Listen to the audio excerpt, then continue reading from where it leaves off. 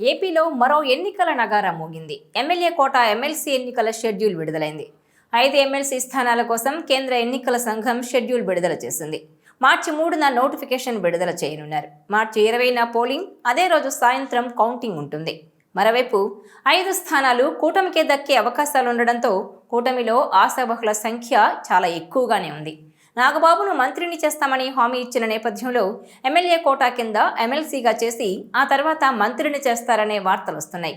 ఇక EC schedule విడుదల చేయడంతో ఎమ్మెల్యే కోటా ఎమ్మెల్సీ ఎన్నికలకు రంగం సిద్ధమైంది. ప్రస్తుతం ఎమ్మెల్యే కోటా ఎమ్మెల్సీలుగా ఉన్న 5 సభ్యుల పదవీకాలం మార్చి 29లోగా ముగియనుంది.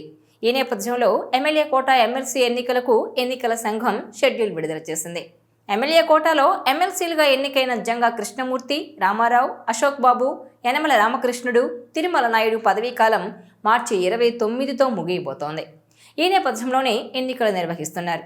మరోవైపు ఏపీ అసెంబ్లీలో సంఖ్యాబలం దృష్ట్యా ఎన్నికలు జరగనున్న 5 ఎమ్మెల్సీ స్థానాలు కూడా ఎన్డీఏ కూటమి ఖాతాలోనే చేరే అవకాశం ఉంది. అయితే ఎన్డీఏ కూటమిలోని టీడీపీ, బీజేపీ, జనసేన పార్టీలు ఈ 5 సీట్లు ఎలా పంచుకుంటాయనేది ఇప్పుడు ఆసక్తికరంగా మారింది. బీజేపీ కూడా ఎమ్మెల్సీ స్థానం కోరుతుందా లేక టీడీపీ, జనసేనలకు వదిలేస్తుందా అనేది చూడాల్సి ఉంది.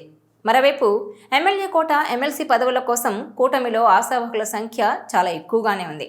పిఠాపురం అసెంబ్లీ నియోజకవర్గం స్థానాన్ని జనసేన అధినేత పవన్ కళ్యాణ్ కోసం త్యాగం చేసిన ఎస్పీఎస్ఎన్ వర్మ, మైలవరం సీటును వదులుకున్న దేవినేని ఉమామహేశ్వరరావు సహా గత ఎన్నికల సమయంలో సీట్లు వదులుకున్న నేతలు, అవకాశం రాని లీడర్లు ఎమ్మెల్సీ పదవుల కోసం ఆసక్తి చూపుతున్నట్టు సమాచారం. ఎస్పీఎస్ఎన్ వర్మకు ఎన్నికల సమయంలోనే ఎమ్మెల్సీగా అవకాశం ఇస్తామని స్వయంగా అధినేత చంద్రబాబే హామీ ఇచ్చారు.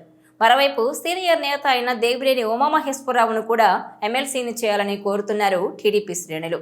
ఇదిలా ఉంటే జనసేన నుంచి మెగా బ్రదర్, జనసేన ప్రధాన కార్యదర్శి నాగబాబుకు ఎమ్మెల్సీ అవకాశం ఇచ్చి కేబినెట్లోకి తీసుకుంటారా అనేది ఇప్పుడు ఆసక్తికరంగా మారింది. నాగబాబును మంత్రివర్గంలోకి తీసుకుంటామని కొద్ది రోజుల క్రితమే చంద్రబాబే ప్రకటించారు.